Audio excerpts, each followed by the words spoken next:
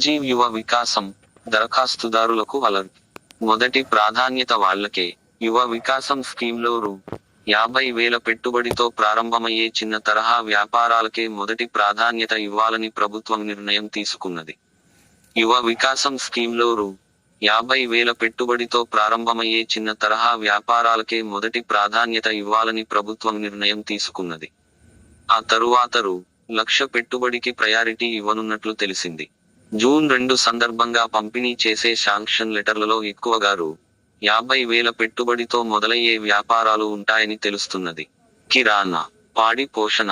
రాజీవ్ యువ వికాసం కింద వచ్చిన దరఖాస్తుల్లో మెజార్టీ కిరాణా దుకాలను ఏర్పాటు చేసేందుకు దరఖాస్తు చేసుకున్నారు. ఆ తరువాత ఆవులు, గేదెల పెంపకం కోసం ఇంట్రెస్ట్ చూపారు. రాష్ట్ర వ్యాప్తంగా సుమారు 16 లక్షల మంది దరఖాస్తు చేసుకున్నారు. అందులో అర్హులైన సుమారు 8 లక్షల మందిని ఎంపిక చేయనున్నారు. అయితే తక్కువ పెట్టుబడితో స్వయం ఉపాధి పొందేందుకు సిద్ధంగా ఉన్న యువతను ముందుగా ప్రోత్సహించేందుకు ప్రభుత్వం నిర్ణయించినట్లు తెలుస్తున్నది. అందులో భాగంగా కిరాణా షాపుల ఏర్పాటుకు ప్రయారిటీ ఇవ్వాలని నిర్ణయం తీసుకున్నట్లు తెలిసింది.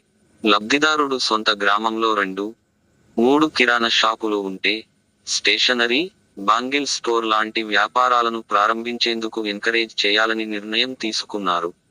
ఆ తరువాత పాడి పరిశ్రమను ప్రోత్సహించేందుకు ఆవులు, గేదెలను కొనుగోలు చేసేందుకు ఆర్థిక సాయం అందించనున్నట్లు సమాచారం. జూన్ 2న యువ వికాసం మంజూరు పత్రాలు. రాష్ట్ర ఆవిర్భావ దినోత్సవమైన జూన్ 2 నుంచి 9వ తేదీ వరకు రాజీవ్ యువ వికాసం పథకం లబ్ధిదారులకు శాంక్షన్ లెటర్ల పంపిణీ కార్యక్రమాన్ని పకడ్బందీగా నిర్వహించాలని డిప్యూటీ సీఎం బట్టి విక్రమార్క మల్లు అధికారులను ఆదేశించారు. జూన్ 10 నుంచి 15 వరకు జిల్లా, నియోజకవర్గ స్థాయిలో రాష్ట్రవ్యాప్తంగా ఒకే శిక్షణ కార్యక్రమాలు చేపట్టాలన్నారు. జూన్ 15 తర్వాత గ్రౌండింగ్ కార్యక్రమాన్ని పకడ్బందీగా నిర్వహించాలి అన్నారు.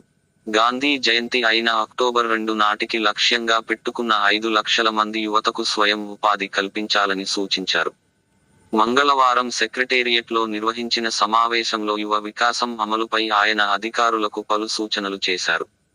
ప్రతి నెలా ఈ కార్యక్రమం చేపట్టి దశలవారీగా పూర్తి చేయాలని, జిల్లా ఇన్ఛార్జి మంత్రులు, కలెక్టర్లతో ఎస్సీ, ఎస్టీ, బీసీ, మైనారిటీ సంక్షేమ శాఖ ఉన్నతాధికారులు సమన్వయం చేసుకోవాలని సూచించారు.